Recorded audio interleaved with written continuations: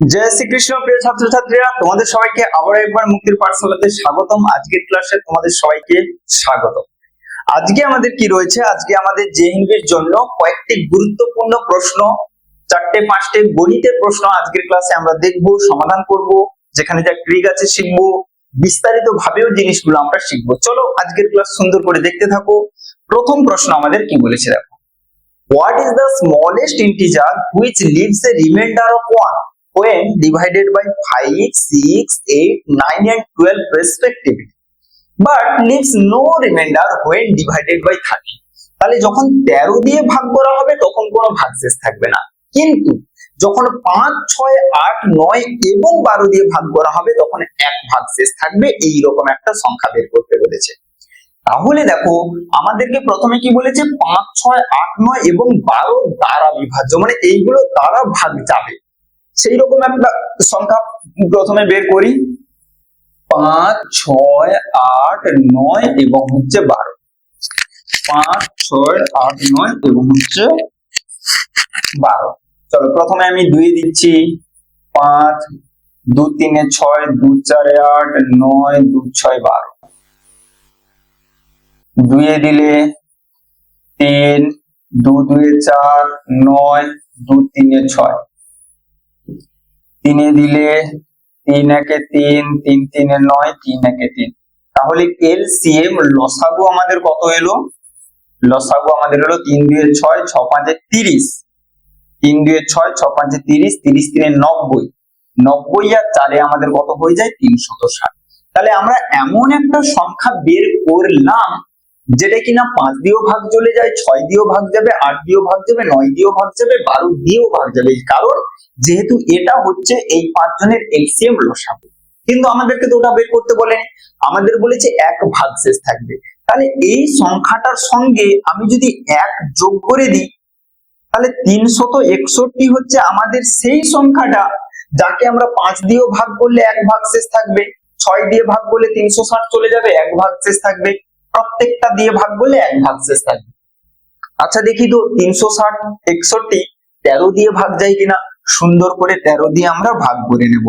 তাহলে 13 2 26 0 1 101 না, যাবে না, যাবে না। কিন্তু আমাদের বলেছে এমন একটা সংখ্যা বের করতে যেটা এইগুলো দিয়ে ভাগ করলে এক ভাগশেষ থাকবে, কিন্তু 13 দিয়ে ভাগ চলে যাবে। তাহলে দেখলাম 361 এইগুলো দিয়ে ভাগ করলে এক ভাগশেষ থাকছে, কিন্তু 13 দিয়ে ভাগ যাচ্ছে না। তাহলে ওটা আমাদের উত্তর হবে না। তাহলে এরপরে দেখি 360 কে 2 দিয়ে গুণ করি। 360 কে 2 দিয়ে গুণ করলে কত হবে? 720। 720 এইগুলো দিয়ে ভাগ চলে যাবে, 1 যোগ করলে 721। তাহলে 1 করে ভাগশেষ থাকবে। দেখি 721 13 দিয়ে ভাগ যায় কিনা। তাহলে 13 6 যাবে না, 13 5 65। 12 থেকে 5 বাদ দিলে 7 71, না এটাও যাচ্ছে না। তাহলে এটাও আমাদের 13 5 65, 7 5 12, না এটাও হচ্ছে না। তাহলে এটাও আমাদের 13 দিয়ে ভাগ যাচ্ছে না। এরপরে দেখি তো, আচ্ছা এখানে উত্তরগুলো আমরা এবার একটু দেখবো। 3 দিয়ে গুণ করলে যেটা আসবে সেটাও এখানে নেই। তাহলে আমরা সি আর ডি কে চেক করে দেখি, সি আর ডি কে। তাহলে এরপরে হচ্ছে 1800। আচ্ছা একে 5 দিয়ে গুণ করলে 1800 আসে তো? হ্যাঁ, 5 0 0, 6 5 30 0, 1800। এর সঙ্গে 1 যোগ করলে 1801, 13 দিয়ে ভাগ দেব। তাহলে 13 1 13, 18 থেকে 3 বাদ দিলে 0 5, 13 3 39, 11 নামলো 1, এটাও ভাগ যাচ্ছে না। তাহলে আমাদের শেষ একটা অপশন পড়ে আছে 3601। তাহলে একে 10 দিয়ে গুণ করলে 3600 হয়, এর সঙ্গে 1 যোগ করলে 3601 হয়। একে আমরা 13 দিয়ে ভাগ করে দেখব। তাহলে 13 2 26 0 1 100, 13 7 91, 9 নামলো 91, 13 7 91, এই ভাগ দিয়েছে। তাহলে অপশন ডি সঠিক উত্তর। একটু বড় হলো কিন্তু জিনিসটা সুন্দর করে বুঝে নাও। কখনো প্রথমটাতেই মিলে যাবে, দ্বিতীয়টাতেই মিলে যাবে, কিন্তু আমাদের কতই গিয়ে মিলেছে? 10 গুণে গিয়ে মিলেছে। তাহলে 3601 হচ্ছে আমাদের সেই সংখ্যাটা যেটাকে 5 দিয়ে ভাগ করলে এক ভাগশেষ থাকবে, এইগুলো দিয়ে এক ভাগশেষ থাকবে, কিন্তু ওটাকে 13 দিয়ে ভাগ করলে সুন্দর ভাগ চলে যাবে, তাহলে 3601 আমাদের সঠিক উত্তর হয়ে যাবে। চলো নেক্সট, পরবর্তী প্রশ্ন।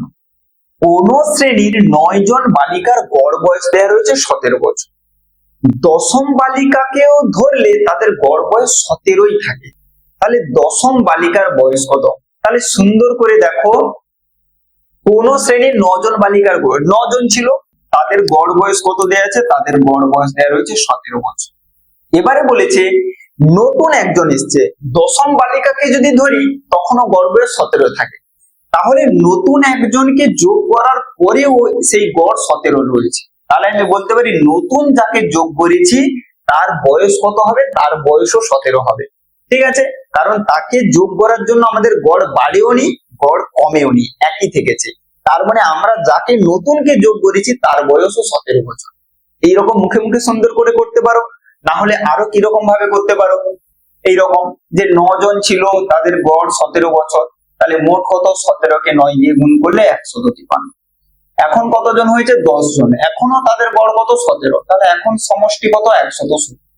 তাহলে যখন 10 জনকে নিয়েছি তখন সমষ্টি 170, যখন 9 জনকে নিয়েছিলাম তখন সমষ্টি 153। কত বেড়ে গেল? বিয়োগ করলেই তুমি উত্তর পেয়ে যাবে 17। তাহলে এত কিছু করার দরকার নেই, শুরুতেই আমরা বলে দেব যে নতুনকে যোগ করার ফলে গড় বাড়েও নি, গড় কমেও নি, একই থেকেছে। তার মানে নতুন যাকে যোগ করেছি তার বয়স ওই 17 বছর। ঠিক আছে, চলো নেক্সট। 1/2 কে কোন সংখ্যা দ্বারা গুণ করলে 1/4 আসে? 5-এর সঙ্গে কত গুণ করলে 10 আসবে? আমরা 10কে 5 দিয়ে ভাগ করে বলে দেবো 2। একই রকম ভাবে এইটাকে কত দিয়ে গুণ করলে এইটা হবে? তাহলে আমরা কি করব? 1/4 কে 1/2 দিয়ে ভাগ করে দেব। 4 একে 4, 1 5/4 ভাগ আমাদের 1/2। তাহলে ভাগ কাকে বলে? প্রথমটাকে ঠিক রেখে গুণ চিহ্ন দিয়ে এই 2 2 এ 4 5/2 আমাদের সঠিক উত্তর হয়ে যাবে। কোনটাতে কি রয়েছে? না, মিশ্র ভগ্নাংশে করা রয়েছে, তাহলে 2/1/2 আমাদের সঠিক উত্তর হয়ে যাবে অপশন সি। 5/4 ভাগ 1/2। ভগ্নাংশের ভাগ কিভাবে করতে হয়? প্রথমটাকে ঠিক রেখে গুণ চিহ্ন দিয়ে পরেরটাকে উল্টে দিতে হয়। 2/1/2 অপশন সি সঠিক। চলো 4-এর দাগ। 1/2% কে দশমিক ভগ্নাংশে পরিণত করো। যে কোনো শতকরাকে দশমিকে করতে হলে কি করতে হয়? 100 দিয়ে ভাগ করতে হয়। তাহলে 1/2% ছিল, একে আমাকে দশমিকে পরিণত করতে বলেছে, তাহলে আমাদের কি করতে হবে? এটাকে 100 দিয়ে ভাগ করতে হবে। ঠিক কিছু পূর্বেই আমরা যেটা বললাম যে ভগ্নাংশের ভাগ মানে কি? প্রথমটাকে ঠিক রেখে পরেরটাকে উল্টে দেব। তাহলে 100কে উল্টে দিলে কত হয়ে যায়? 1/100। ব্যাস, তাহলে উপরে 1, নিচে আমাদের 200। 1কে 200 দিয়ে ভাগ করলে কি আসবে? দেখো টেকনিক শিখে দিচ্ছি। নিচে সর্বদা চেষ্টা করবে 10, 100, 1000 এইগুলো আনার। কি করে আনবো? দেখো আমি এক কাজ করছি, উপরেও 5 দিয়ে গুণ করে দিচ্ছি, নিচেও 5 দিয়ে গুণ করে দিচ্ছি। নিচেও কি করছি? 5 দিয়ে গুণ করছি। কেন না, নিচে যদি 5 দিয়ে গুণ করি, দেখো 200-র সঙ্গে 5 গুণ করলে 1000 চলে আসে।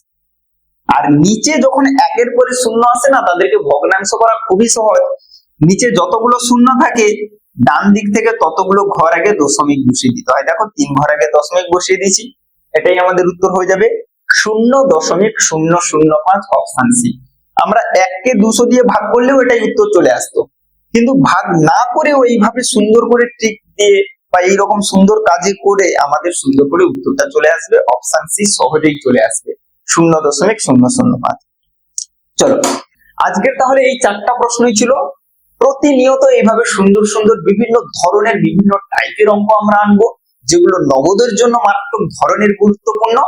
শুধু নবোদয় নয়, তুমি আগামীতে যখনই 6, 7, 8, 9, 10 কিংবা আগামীতে যে কোনো পরীক্ষার জন্য প্রস্তুতি নেবে, এই জিনিসগুলো তোমার খুব খুব করে কাজে লাগবে। চলো আজকের ক্লাস তাহলে এখানেই শেষ করছি।